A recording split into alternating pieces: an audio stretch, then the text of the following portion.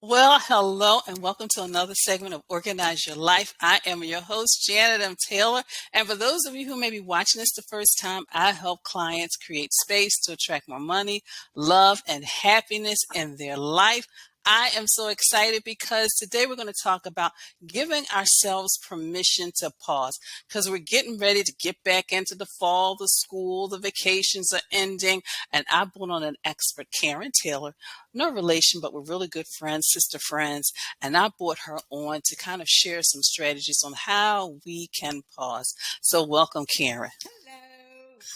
Thanks for having me, Janet. It's my I'm so I'm excited to have you here. But before I get into our discussion, I just wanted to read a couple of lines because, see, Karen has so much experience. But just to give you a little taste of what her experience involves, she is a PR expert, a speaker, an author, a yoga teacher. She has been featured in the Wall Street Journal, Washington Post, ABC TV, Sirius XM, and the Network Journal. And in addition to that, she is a meditation coach, certified, registered, and insured yoga instructor with over 200 hours of training. So you're probably like, oh my goodness, she is the one who can teach us to give ourselves permission to pause. So, but before we talk about that, Karen, I would like for you to share your transition from the PR expert, which you still do, to really getting more into the yoga. Sure. Well, first of all, once again, thanks so much for having me. And it's my honor, as you always, to be in your company. So that's a really great question. We never really transition from anything. We do and we don't, but PR is my love. It's my craft. It's my passion and my gift.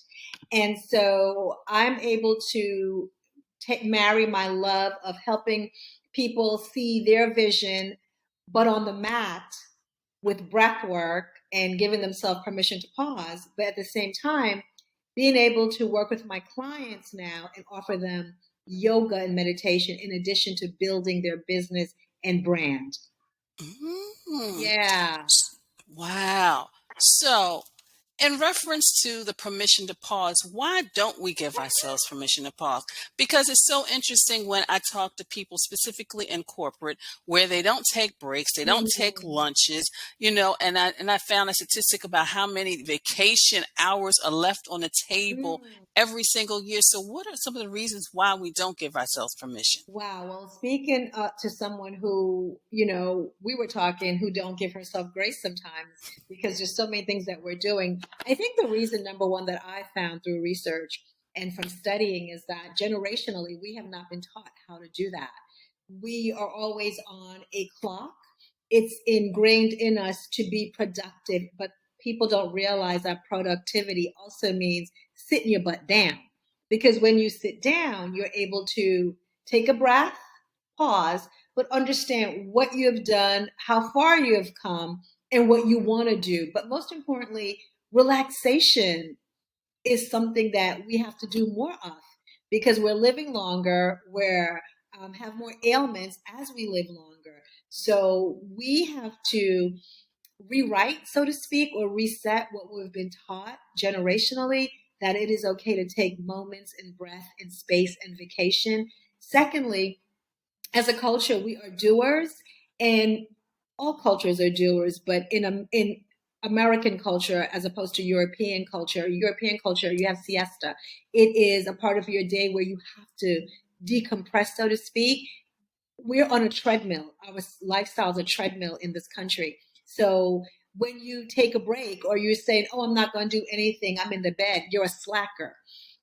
So we Mm, have to reframe our brain and look at the person giving us that information who is on that treadmill themselves but falling apart, who's on that treadmill but taking a lot of medication just to stay up or chugging a Red Bull because they don't have the energy.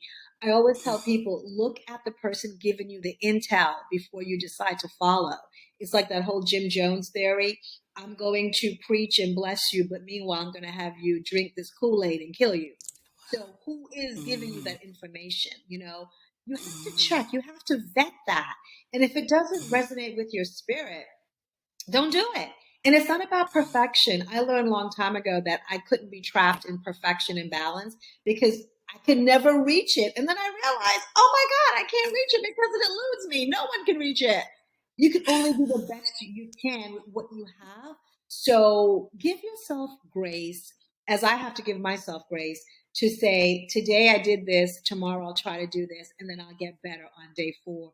Or maybe I just need to just stay in that bed and watch TV and be like, oh my God, this is yummy, and being okay with it and know that when you rest, the brain and the body can now become in alignment so you can even do more and be better to yourself and others, and also show up wholeheartedly in your space of career or job or business. And Karen, and you are so right because recently I decided to shift how I saw Saturdays because when Mm, I grew up, my mother worked during the week. So Saturdays was washing, grocery shopping, cleaning, this, that, and the other. And I'm thinking, when does like the oh, relax and fun time come in? So now I've kind of spread all those tasks throughout my week, which makes it more manageable. mhm. I have my weekends and I've also incorporated like a do nothing day. Yes, And those are days where I'll get up, I'll take a hot bath, I'll watch something on TV, fix my favorite food. But that's it. It's like I don't want I'm going to have a do nothing day because you're right. It really kind of helps re-energize you, rejuvenate you so you can continue to do all that you have to do. absolutely. And So, I think that's dope. And I think, as you get older, you begin to, reset and pivot more. I watched my 15-year-old, and we did a 5K on Monday. We had friends over Monday through Tuesday for the weekend for July 4th and so forth. And she's working at a camp this summer, right? mhm. As a counselor training. And so I said something to her yesterday. I was like, "Oh, are you going to do so and so?" She was like, "Oh no, I got to give my body time to what she say, reboot and reset." And I was like, you know what? Ooh. Ooh. No wonder these kids are able to do more and see more. She Wow.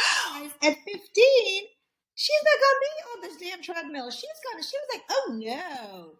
And so I said, "How long do you think this will take?" Because I'm a doer. She was like, "Might take the whole week, mom." And I couldn't be upset because we want to break generational ties. We want to break that culture of telling us we always have to be doing busy work, right? If children learn from us, we are our best example, right? That's how they learn. So I said to myself, there was comfort in knowing that I had taught her something that you don't. Because when I get off a big project, I'm down for 2 weeks.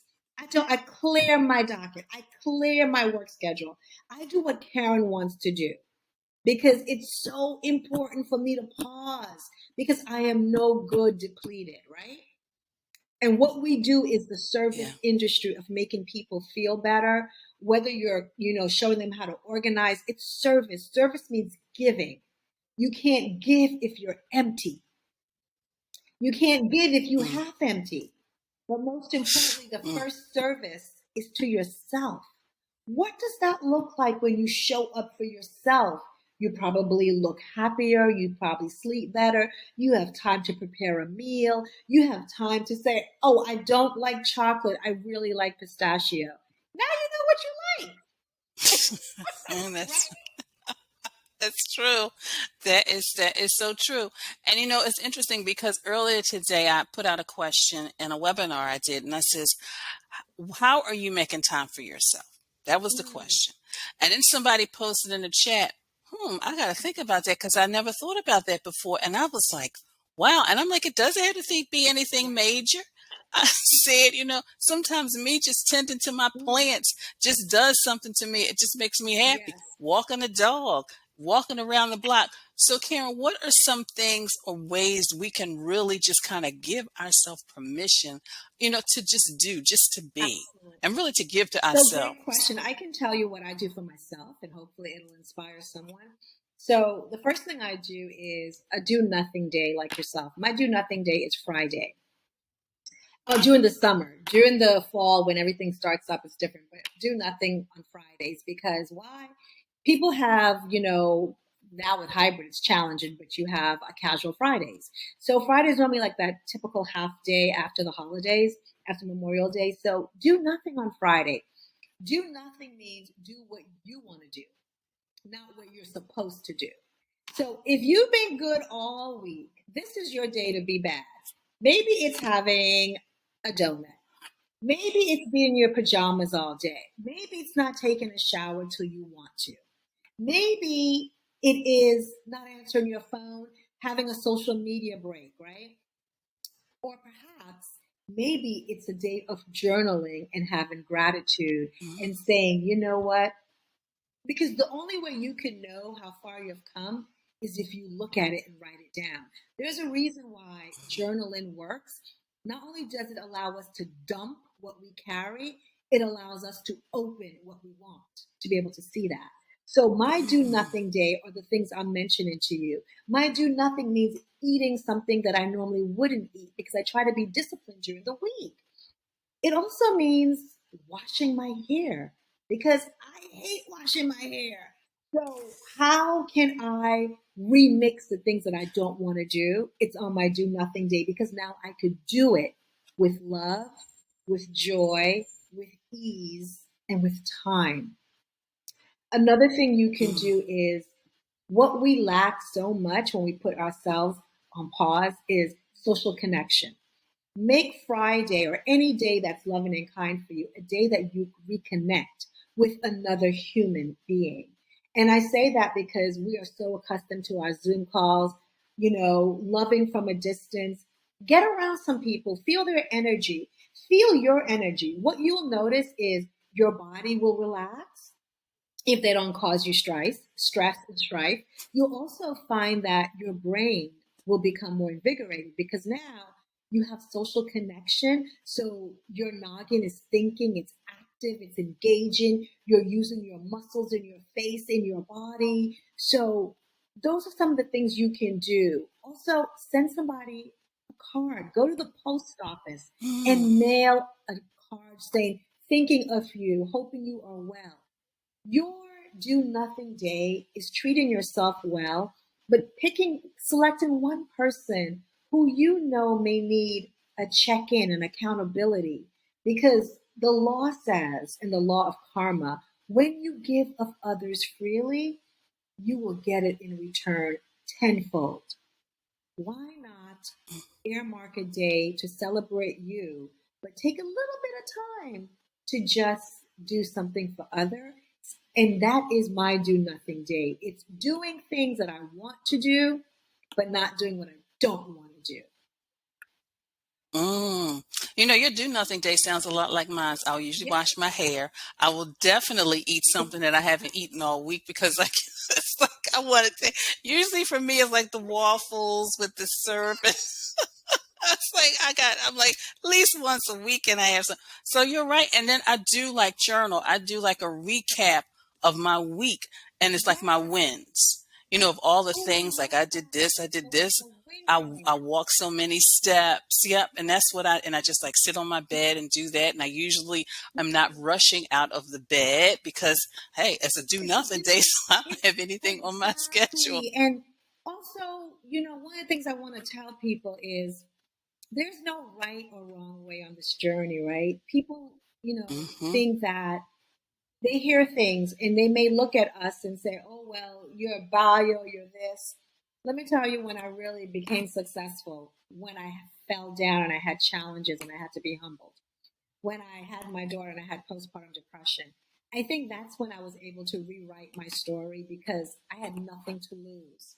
So pause and say to yourself, what am I grateful for? And how could I not rewrite, but how can I walk into the life I want and stop playing small? So Hmm. if you hear anything from what I'm saying or you glean anything is 99.9% of us play small. We don't live up to our full potential. And that means taking care of ourselves firstly, right? So what can you do as we are in August to visualize and journal how large your life could be, how rich it could be, and not just monetary, how robust it could be, how you can be the best version of yourself by showing up and doing the things that Hmm. bring you what? Three letters: joy. That is all that matters. Mm-hmm. All the other crap will be there, the Mm-hmm. bills, the people, this not working, the challenges. But challenges are here for you to leap forward and be better than you were Mm-hmm. before. And that's how I look at it. Because if Mm-hmm. I got stuck in Mm-hmm. challenges, I would never be able to take a step. You know? Mm-hmm. And as you were talking, I was thinking last year it was like a simple road trip. It started in DC. They picked me up here in Philly. We headed to New York. It was so much Mm-hmm. fun. It was just so much fun and so relaxing. It was like I'd taken a week off. So it's those Yeah. small things, those small things. Stuff make a difference. And you know, just stop playing small. Is there a vacation you want to go on? Is there a course you want to take? Is there do you want to date? Do you want to whatever you want to do? Do you want to learn how to cook better? Do you want to be a top chef? Do you want to sing karaoke? That's what we're talking about on this interview. We're talking Mm-hmm. about pause means resetting the things that you put on hold throughout your life for someone else or something else. And now you're going to unpause it to live your best life. Mm. I mean, and that's a good way to go into the fall to just live your best life because you got the schedule with the kids and then the activities and then your activities start ramping up and it's like and then next thing you know it's the holidays.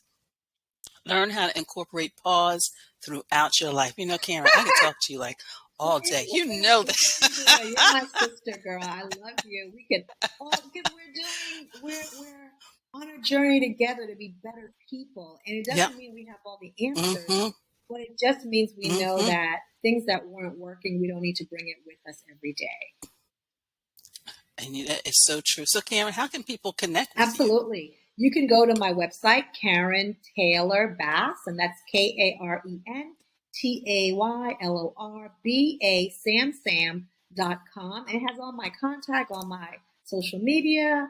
But just like you, I have not been active on many platforms because I am taking pause to rediscover what I love to do and revel in that and then come up for air when I'm ready. And that's the thing about taking a pause. There are no rules. Mm-mm, there are none. And of course, everyone watching, there will be links below so you can connect directly with Karen. And of course, there'll be links below and how you can connect with me as well. But thank you so much for watching and continue to have an organized and a clutter Amen to free that. day.